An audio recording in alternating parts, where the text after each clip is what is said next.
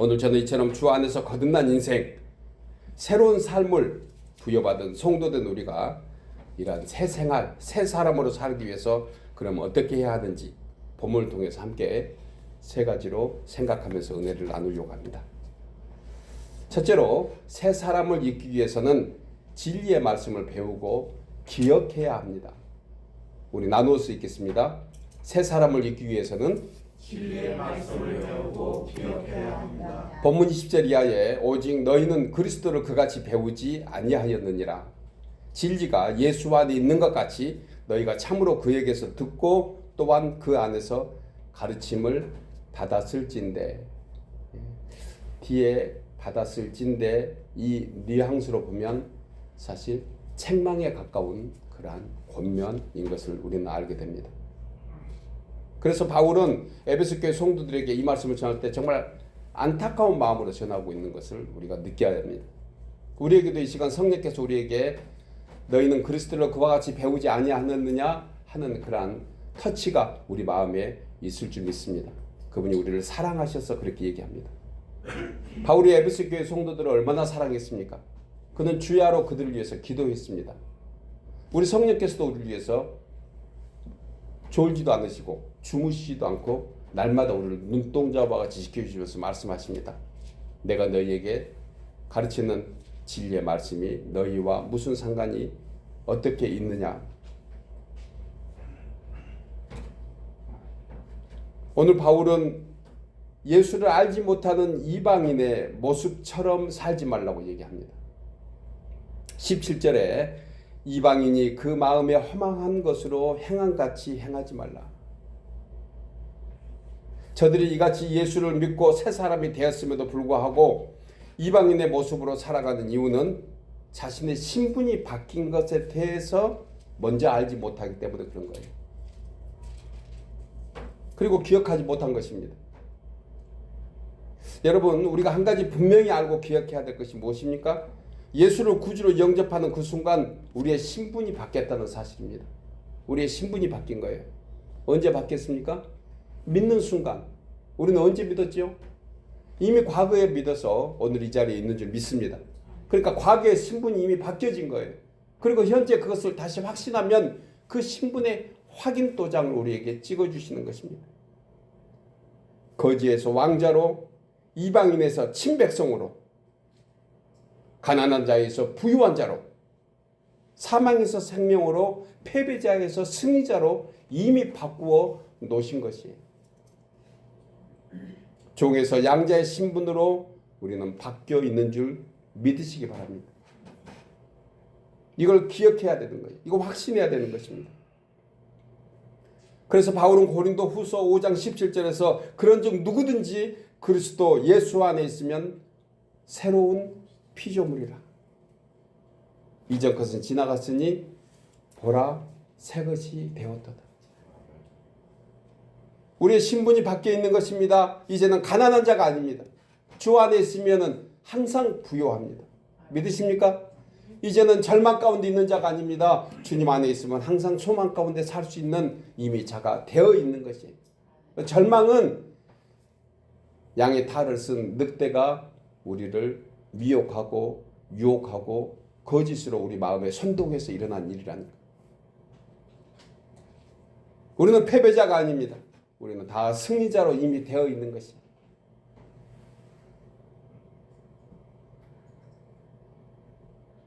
이 말씀은 성도된 우리에게 왜 중요하냐면 우리가 어떤 사람이 되었는가에 대한 증거인데 예수를 구주로 영접하는 순간 새로운 피조물이 이미 되어 있는 줄 믿으시기 바랍니다.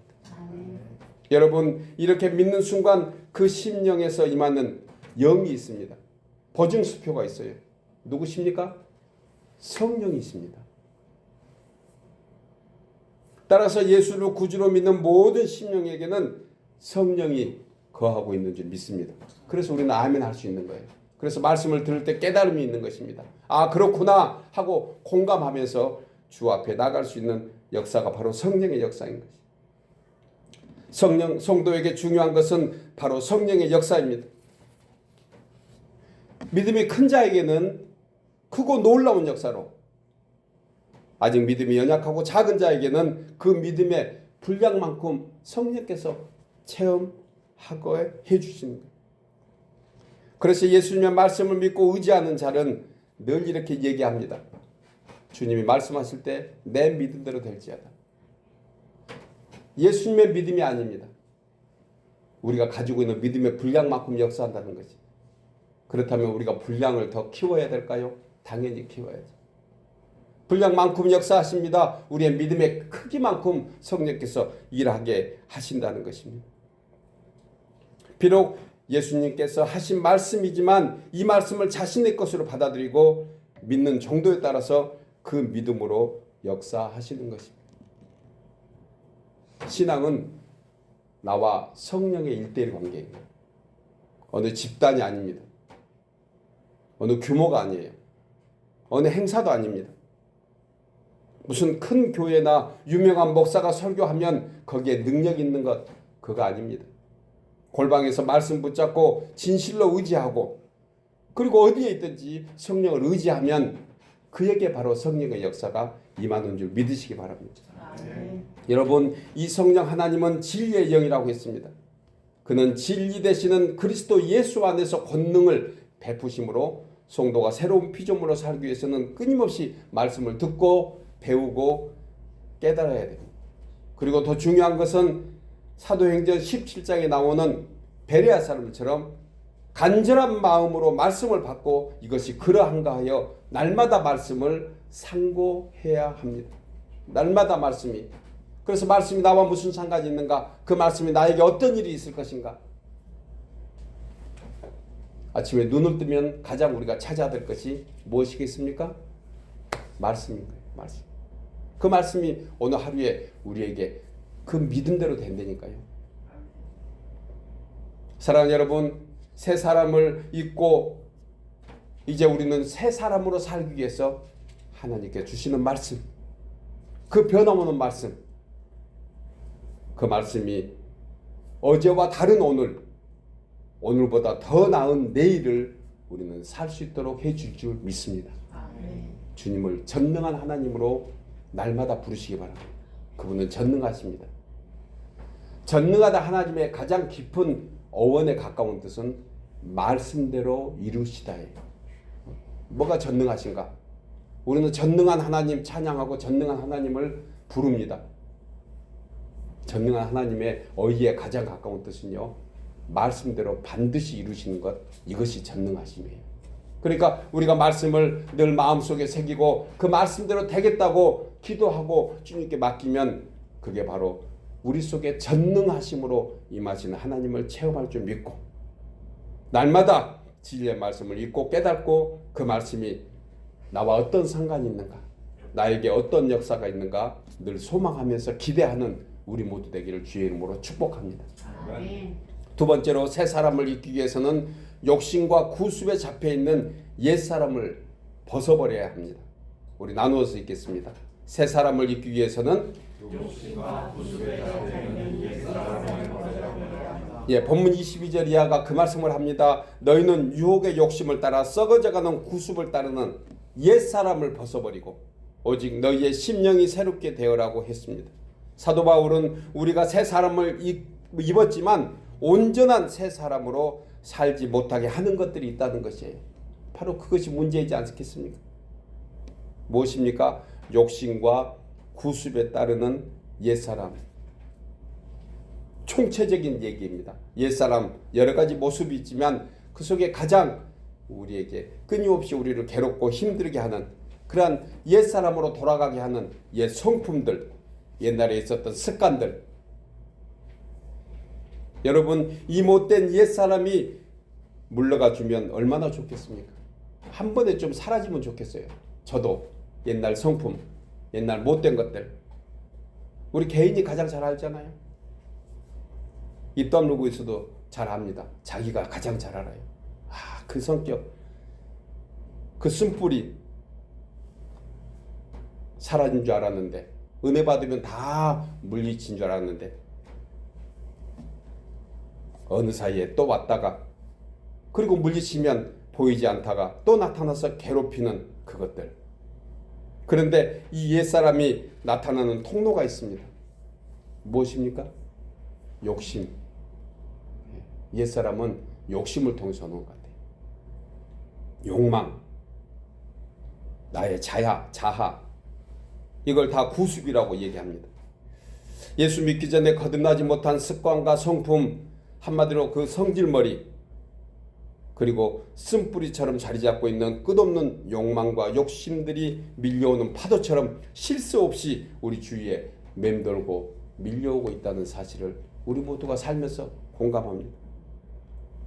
여러분, 우리 몸을 한번 목욕했다고 맨날 며칠 안 씻을 수 있나요? 그렇지 않습니다. 하루 이틀 지나면 또 씻는 것처럼 우리 심령도 매일 말씀과 기도로 새롭게 하지 않으면 금세 마귀가 틈타서 욕망과 욕심의 잡초를 자라게 하는 것이.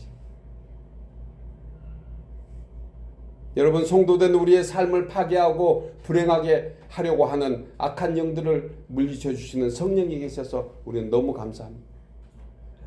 우리가 알지 못하는 그때에도 주님은 그 악한 영이 무엇인지 너무 잘 알고 대적합니다. 만약에 성령께서 우리 가운데 계시지 않는다면 우리의 삶은 정말 엉망진창 될 수밖에 없습니다. 우리는 늘 성령 하나님께 감사해야 되는 것이, 그분이 일할 수 있도록 자리를 내어드려야 되는 것이. 저는 언젠가 성령 하나님에 관한 글을 읽을 때 그분의 표현을 저는 이렇게 공감합니다. 솜털보다 더 부드럽다. 이 세상에 그 어떤 것보다 가장 부드럽고 섬세하고 자상하신 분이 성령 하나님이십니다. 그런데 내 자아가, 나의 옛날 욕심이, 나의 못된 성질머리가 욱박지르고 그리고 함부로 하면 그분이 일하지 못하신다고 얘기하는 그 글을 읽었는데 저도 공감합니다. 정말 부드러운 분이 우리 손으로 잡으려다 잡히지도 않습니다. 호흡과 같다고 했잖아요. 성령은 숨과 같다고 했습니다. 우리가 이 거친 손으로 만질 수 없는 분입니다. 그런데 우리는 그분이 우리 마음속에 계시는 것을 알면서도 때로는 우리의 옛 자아가 그분의 일을, 역사를 막는 그러한 경우가 있지 않는가 우리는 생각해야 돼요. 여러분, 그분이 가장 좋아하는 것이 무엇일까요? 감사하는 것이. 그분은 감사의 소리로 그분이 힘을 내십니다. 그분이 가장 기뻐하는 것이 무엇입니까? 찬양하는 것이. 그러니까 감사하고 찬양하는 것, 그분이 일할 수 있는 자리를 내어주리는 줄 믿습니다. 그분이 가장 힘들어하고 싫어하는 것이 무엇일까요? 아파하고 불평하고 원망하는 것. 그분이 일하지를 못하실 것 같습니다. 그래서 이 성령의 소중함을 아는 다윗은 자신이 주 앞에서 범죄한 이후라도 그는 간절히 기도했습니다.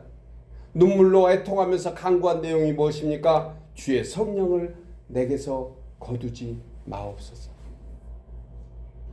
비록 자신이 주 앞에서 죄를 범했지만 그에게 가장 소중한 그가 하나만큼은 주님 저에게 계속 있도록 지켜주세요. 그가 얼마나 애통하고 눈물을 흘렸으면 침상이 떴다고 했잖아요. 성령이 거하시기를 간절히 바라던 그 마음, 저희가 본받기를 주 이름으로 축복합니다. 우리는 어사에 이 손수건 하나에 눈물조차 적시지 못하는 그런 강팍한 마음이 생겨 있지 않나요? 여러분, 우리는 매일 주님 앞에 기도할 제목이 무엇입니까? 주여 내 뜻대로 내 생각대로 내 원한대로 되게 해주소서가 아닙니다. 주여 성령을 내게서 거두지 마옵소서. 내일 아침부터 일어나면 우리 이 기도하면 좋겠습니다. 주여 성령을 내게서 거두지 마옵소서. 배님 목사님은 자신의 저서에서 그런 고백하잖아요. 아침 일어날 때마다 그는 누구에게 인사했다겠죠? 성령님께. 성령님 안녕하셨어요. 야, 정말 멋진 기도 아닙니까? 멋진 인사 아닙니까? 아멘이시죠? 예, 우리도 내일 아침부터 얘들 일어나면 눈 뜰 때 성령님 안녕하세요. 우리 다 같이 고백합니다. 주여 내게서 성령을 거두지 마옵소서. 주여 내게서 성령을 거두지 마옵소서. 여러분, 성령이 떠나면 그 자리에 악한 영이 역사하게 됩니다. 공간복음인 마태복음, 마가, 누가복음, 공이 다 기록하고 있는 내용 중에 예수님께서 7 귀신 이야기를 하고 계십니다. 성령의 역사로 어떤 사람 속에 들어가 있는 한 귀신이 쫓겨났습니다. 그 귀신이 머물 것을 찾고 헤매다가 혹여나해서 옛 주인에게 한번 찾아와 봤습니다. 그랬더니 자기가 살던 그 터가 아닙니다. 깨끗하게 소재되어서 청소가 되어서 너무너무 살기 좋은 집이 되어 있더라는 것이에요. 그런데 가만히 들여다보니 빈집이에 됐어요. 리모델링 해놓은 거예요. 이 귀신이 어떻겠습니까? 나가서 7 동료 귀신 다 데리고 자기가 거했던 그 집에 한꺼번에 살았다고 합니다. 주님은 이 상황에 대해서 이렇게 말씀합니다. 그 사람의 나중 형편이 전보다 더 심하게 되었다고. 여러분, 우리가 예수 믿는데 왜 넉넉하지 못합니까? 혹여 예수 믿는다고 우리는 고백하고 예수님 안에 산다 하면서 매일 똑같은 어떤 문제 때문에 억누리고 짓눌리고 힘들어하고 똑같은 입에 원망불평하고 옛 습관 때문에 다시 돌아가려고 하는 것이 왜 그럴까요?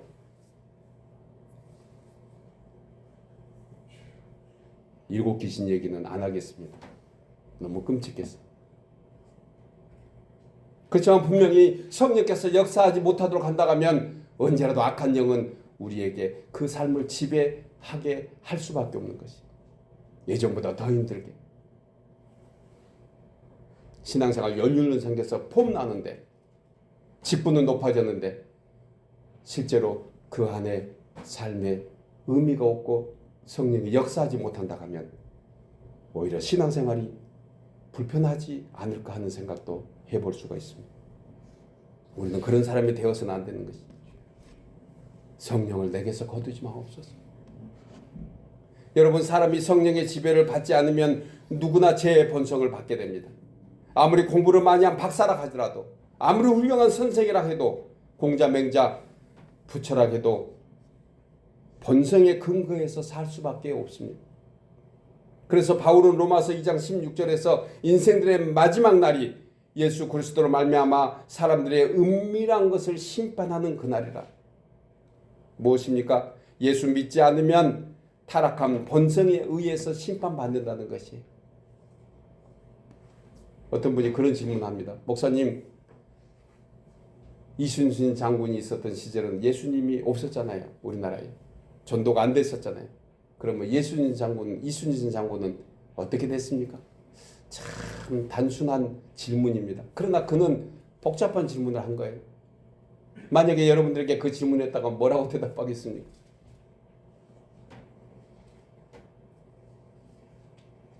저는 로마서 2장 16절의 말씀을 합니다. 예수 그리스도로 말미암아 사람들의 은밀한 것을 심판하는 그날이라. 그것은 하나님이 알아서 그 은밀함의 심판을 하실 뿐이야. 우리가 나서서 왈가불가할 것이 아니라는 내용으로 저는 일축합니다. 무슨 얘기입니까? 본성대로 사는 것. 원래 가지고 있는 태어난 죄의 본성대로 살면 그것은 역시 하나님께서 그 죄의 본성대로 심판하는 것입니다. 그러나 거듭나는 그러한 본성이 아닌 거듭난 성품, 예수 그리스도의 성품이 있으면 이 또한 하나님이 알아서 하나님께서 그것을 보시고 심판하신다는 것이.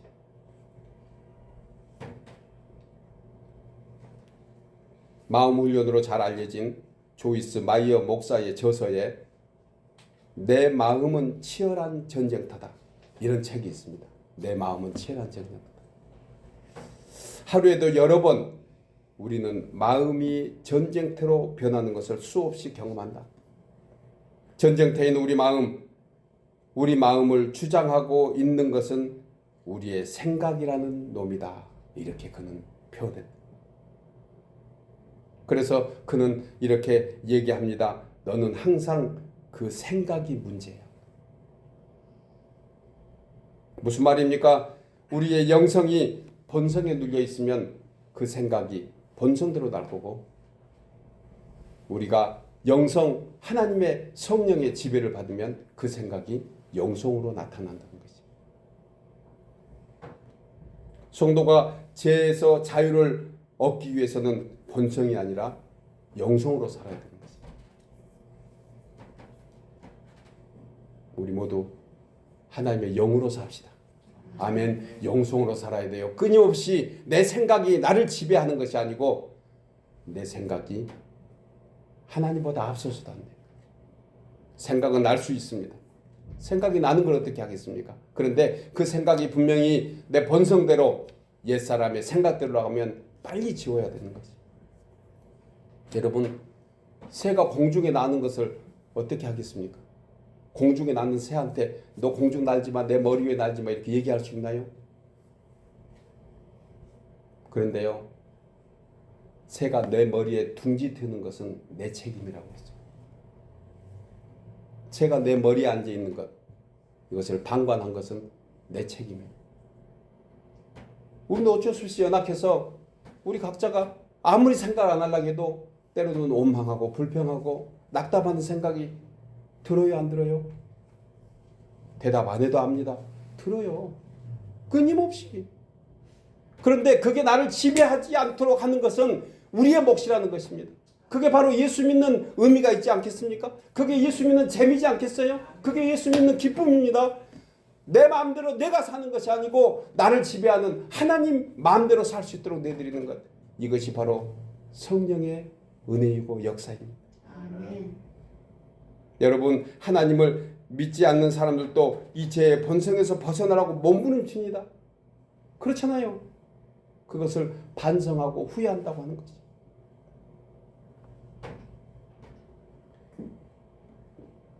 그런데요, 이 죄의 본성에 들어오는 입구가 있습니다. 양심과 도덕입니다. 양심. 가만히 생각해 보세요. 이 사랑과 이 양심과 도덕의 기준이 누구입니까? 여러분, 양심과 도덕의 기준이 누구예요? 자기 자신이에요. 자기 자신.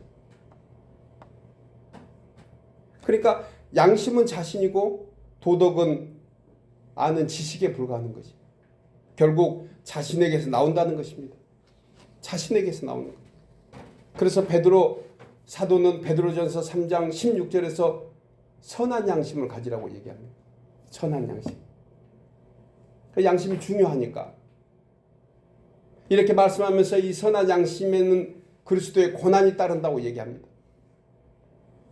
이 말씀을 같은 맥락에서 2장 19절에서도 말씀하고 있는데 부당하게 고난을 받아도 하나님을 생각함으로 슬픔을 참으면 이는 아름다우니. 저는 왜 선한 양심과 지금 이 말씀을 연관시켰냐면 여기서 선한 양심은 무엇인가에 대한 답을 주고 있기 때문에 그래요. 선한 양심은요, 하나님을 생각함으로 라는 것입니다. 아, 선한 양심이 그동안에 선한 양심이 무엇이지 도대체? 우리는 선한 양심이 잘 배운 사람은 더 선할 것이고 조금 더 잘 못 배운 사람은 선한 양심의 가치가 각각 다르지 않겠습니까? 그런데 정의를 해주는 거예요. 선한 양심은 무엇이다? 하나님을 생각함으로. 그러니까 하나님을 생각하는 것이 선한 양심이다. 이 얘기를 사도 베드로가 해줬는데 너무너무 확실한 말씀을 해주신 것입니다. 인간이 양심이 선한지 아닌지의 표준은 자신이 알고 있는 지식이나 자신의 경험이 아니라는 것입니다. 하나님을 생각하는 마음인지 아닌지가 선한 양심이다. 아, 확실하지 않아요? 주위의 분들에게 얘기해 주세요. 선한 양심. 선한 양심이 뭐냐고. 하나님을 생각하는 것. 여러분, 자신은 선한 양심의 사람인지 아닌지, 비록 하나님 앞에서 온전하지는 못하지만 그래도 무슨 일을 할 때, 어떤 상황이 닥칠 때 주님께 우리는 기도합니다. 어떻게 할까요? 이것이 맞나요? 어떻게 하면 될까요? 확신이 오지 않을 때는 어떻게 합니까? 주님, 난 몰라요. 주님 알아서 하세요. 이게 선한 양심에서 나온 거래도요. 이런 성도는 비록 자신의 의지대로 뜻대로 원하는 대로 하는 것 같지만 하나님 아버지께 묻고 통보하면서 믿음 안에서 하려고 하는 신앙이 있는 것입니다. 이것이 바로 선한 양심인 줄 믿습니다. 아멘. 하나님을 생각함으로. 오늘 예배하는 우리 모두는 하나님을 생각하는 사람들입니다. 그래서 선한 양심으로 할 수 있는 그러한 토대를 가지고 있으니 무슨 일을 만나든 어떤 상황이 되든 일마다 때마다 주님을 부르면서 우리의 양심대로가 아닌 하나님의 선하신 하나님의 뜻대로 되어가는 저희들 되기를 주의 이름으로 축복합니다. 아멘. 마지막 세 번째로 새 사람을 입기 위해서는 하나님을 따라 의와 진리의 거룩함을 입어야 합니다.